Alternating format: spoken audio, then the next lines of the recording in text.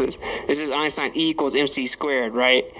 If you got to a great enough speed towards the speed of light, then the object would keep contracting, right? You see it's contracting.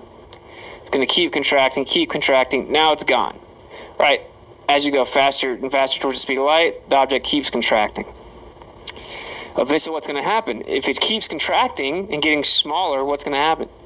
Eventually, it's going to cease to exist as it gets towards the speed of light. Now, of course, they say matter or no information can go faster than the speed of light, so it would cease to exist before it got faster than the speed of light, because it can't go faster than the speed of light. At the same time, they claim E equals mc squared, which is, of course, if you have set amount of energy, then as the speed increases, the mass has to increase exponentially. So, because it's mc squared.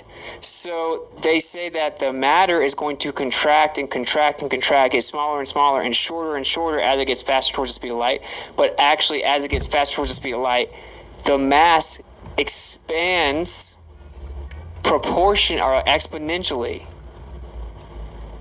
So at the same, this is why the heliocentric model is so stupid, dude.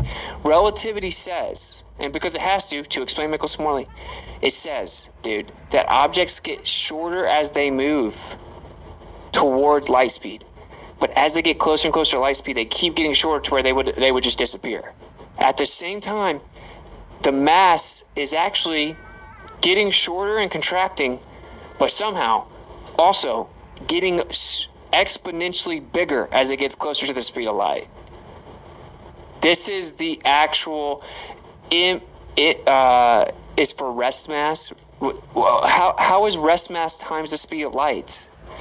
The implication of the claim in the equation based on the physics theory that is relativity is that if an object approaches the speed of light, its mass has to expand. It has to get bigger.